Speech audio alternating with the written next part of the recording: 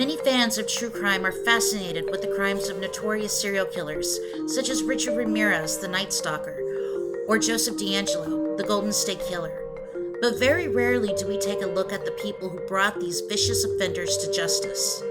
On this episode, I want to recognize the men and women who wouldn't stop until justice was served. This is the history behind the crime. Well, hello everyone, and welcome back to yet another bonus episode of the history behind the crime. I'm Erin Lasley. I am still on vacation, which is funny because I'm on vacation when this was uploaded, but I wasn't on vacation when I recorded this. I'm still at home recording this. Do you see the sacrifices I'm already making for you? This episode, once again, is going to be short. Hello, bonus content. But the next episode will be a full-blown thrills and chills about assassinations and conspiracy theories. Okay, not so much about conspiracy theories because that can take up like a couple of seasons rather than a few minutes. So the next episode is already going to run long, and we're not going to spend time rehashing the magic bullet theory. So just forget about it. This episode, once again, my dogs are in attendance. See? So during this episode, I want to take some time to honor true crime heroes rather than giving offenders the spotlight. I want to tell you how sick it makes me when someone asks me who my favorite serial killer is. Screw you, I don't have one. I refuse to put an offender up on a pedestal and give him or her more attention than they deserve. Yes, let's talk about the crime. Let's learn from these clowns. But let's not make them into, pop culture icons. Let's give attention to the men and women who helped catch them. The family members who launched wars in order to keep their loved ones' cases fresh or help change public policy to help others. Let's give attention to journalists or podcasters who just can't let it go and either bring attention to the case or actually solve the damn thing. They are my heroes, and I want to recognize them in this episode. The first individual I want to draw your attention to is retired Los Angeles Sheriff's Detective Frank Salerno. And I know for all of you true crime fans out there, you're like, I love this dude. Detective Salerno worked as a homicide detective for the LA Sheriff's Department during the, quote, golden age of serial killers. When a lot of us think about this era, we typically think about Bundy and Gacy. But in LA during the 1970s and 80s, there were a slew of serial killers. And sometimes the victims were attributed to the wrong killer because there were so many of them. Killers and victims. So I recommend watching City of Angels, City of Death on Hulu if you want more information about that. Detective Salerno took the lead on one of the biggest cases in LA during the 70s, the Hillside Strangler. But I'm not going to go into that case because I'm saving that for another episode. But Salerno discovered that the homicides of 10 women and 10 girls wasn't the work of one killer, but two. Kenneth Bianchi and Angelo Bono. Salerno headed the task force that found the evidence and arrested these two monsters. But those weren't the only serial killers Detective Salerno helped put away. I mentioned this shitbird in another episode. In the early 1980s, Richard Ramirez, the Night Stalker, began his spree of rape and murder in Los Angeles County and up in San Francisco. Detective Salerno teamed up with a relatively new detective, Gil Carrillo, who would go on to investigate over 700 murders in his own career. Learning from the mistakes made in the Hillside Strangler case, Detective Salerno made sure to share information with other agencies, even if they didn't share any back or leaked it to the press, thanks San Francisco Mayor Dianne Feinstein. Both Salerno and Carrillo worked tirelessly around the clock pursuing the Night Stalker until their hard work paid off and they identified Richard Ramirez. My other heroes in this story, I love this, are the good people of Los Angeles. The killing scared the crap out of a lot of people, and the city was on high alert during this time. I mean, people were rushing to buy guns, they were putting deadbolts on their doors. It was crazy, scary times. When Ramirez's picture was released to the public, it was the public who spotted him riding on a city bus. Ramirez tried to run, but people in a neighborhood grabbed Ramirez and started beating the shit out of him. The police actually had to come and save him. This is also the icky part. Ramirez was such a fan of Kenneth Bianchi that he was thrilled Salerno was the one to interrogate him. Yuck. Salerno soon retired from the LA Sheriff's Department and went on to open up his own private agency.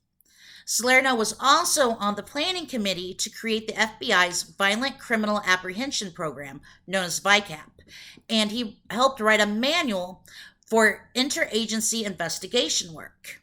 He even taught homicide investigation classes at a few California colleges. There is an awesome documentary on Netflix simply called Night Stalker. Both Salerno, Carrillo, and the good people of LA make an appearance. You should really check it out. The next three I want to talk about all worked on the same case. Sacramento County Detective Carol Daly, Contra Costa County criminalist and investigator Paul Holes, and true crime writer Michelle McNamara. Now, if you are an honest to goodness true crime fan, you guys already know this story because it is big, big news. These three people, along with others, of course, all helped nail Joseph D'Angelo, the Golden State Killer. Detective Daly was one of the first of her kind. She came onto the scene in the 1970s when women were still trying to break ground in police departments around the country. It was hard enough trying to be a patrol officer, forget even trying to be a detective. But Carol Daly did it and ended up working on the most notorious series of rapes in United States history. In 1976, Daly responded to the rape of Jane Carson.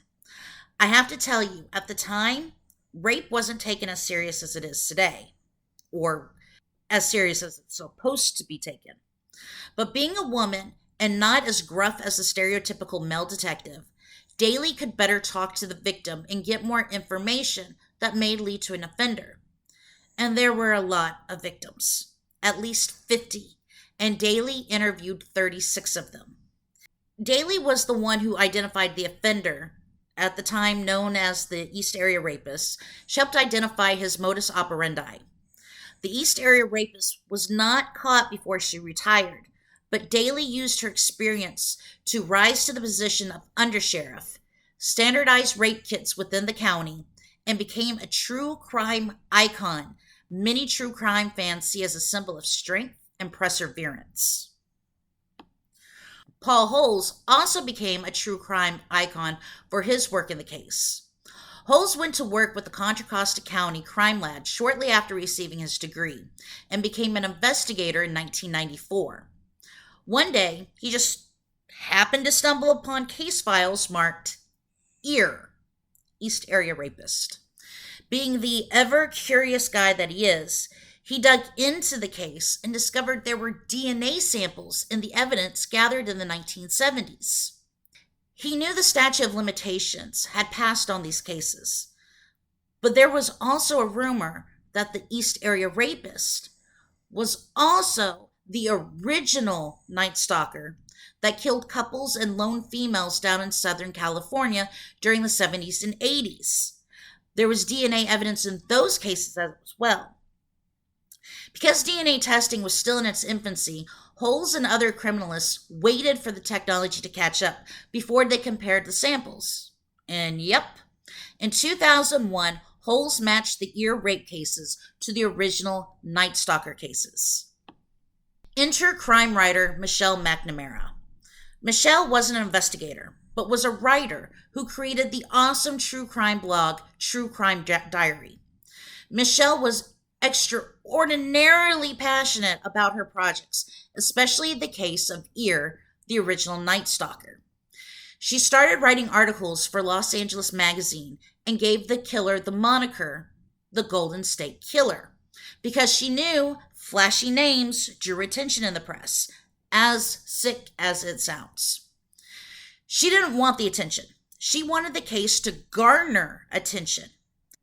Michelle also gave the police and investigators a fair shake, which earned their trust. Investigators like Holes began to open up to her because she was dogged in her pursuit of the killer and never betrayed their confidence. Michelle began to write a book about GSK, Golden State Killer. Not just write, she threw herself into it. She investigated, gathered evidence, and even got access to loads of case documents. So many times she thought she was on the cusp of revealing his identity.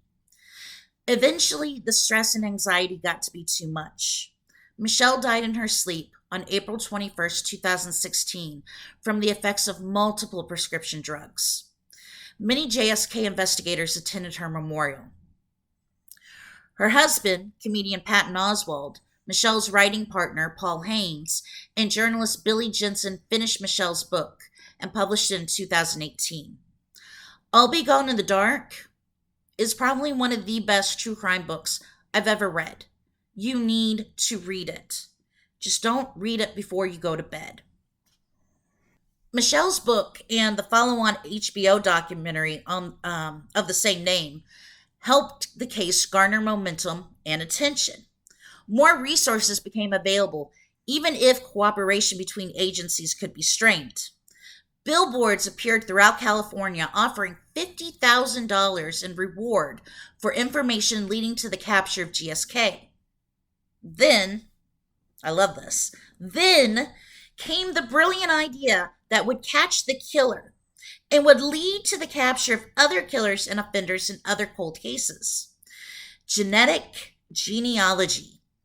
Holes and other investigators uploaded the killer's DNA using GEDmatch, and with the help of genealogist Barbara Ray Venter, they whittled the list of suspects down from unlimited to just a few. DNA samples were collected from the suspects, and bingo! Matched with Joseph D'Angelo, a former cop. D'Angelo was arrested on April 24th, 2018. While politicians and district attorneys patting themselves on the back during a press conference, Carol Daly, Paul Holes, and other investigators called up the victims and victims' family members to give them the news. Patton Oswalt, Paul Haynes, and Billy Jensen watched on a computer monitor in a hotel room while they were on tour promoting Michelle's book. Holes retired just before D'Angelo was arrested, but went on to investigate other cold cases and just released a new book, Unmasked: My Life Solving America's Cold Cases. It is a very good and a very humble read. I definitely suggest it. So there's also several documentaries about the GSK case, but my two favorite were I'll Be Gone in the Dark, which focuses on Michelle's life and her hunt for the killer, and The Golden State Killer, It's Not Over Yet, which talks about the crime but focuses the most on the victims, families, and investigators. Finally, I want to wrap up with Chris Lambert. Chris isn't a cop. He's not an investigator. He's not a DNA tech. He's not a victim and not a family member of a victim. He's a podcaster and the host of Your Own Backyard. Chris seems like a regular California guy that broke into the music recording business and lived a relatively unassuming life with his girlfriend, recording music and making a few podcasts. But something bugged him: the disappearance of Kristen Smart. In 1996, Kristen disappeared from California Polytech and was never seen again. Authorities theorized another student, Paul Flores, raped and murdered Kristen because he was the last person to see her, but there was never enough evidence to bring charges.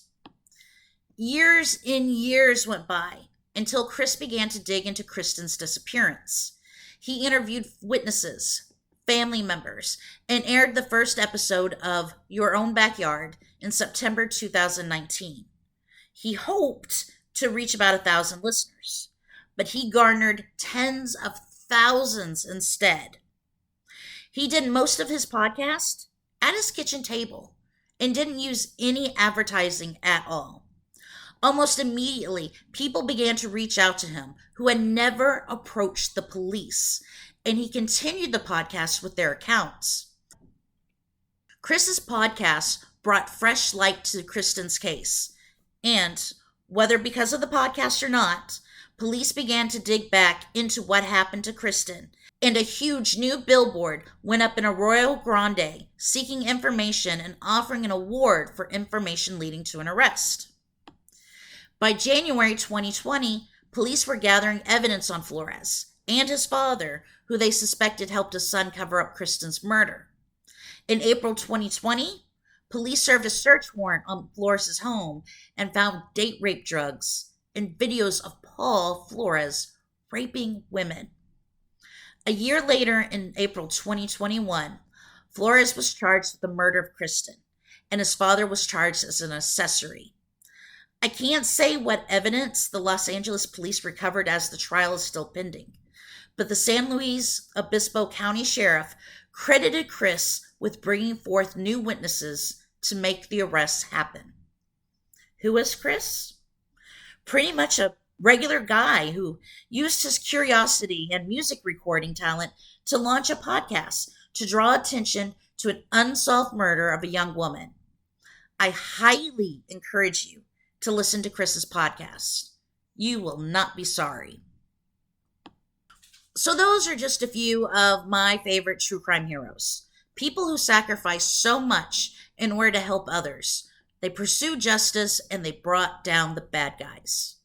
So I have to ask, do you have any true crime heroes?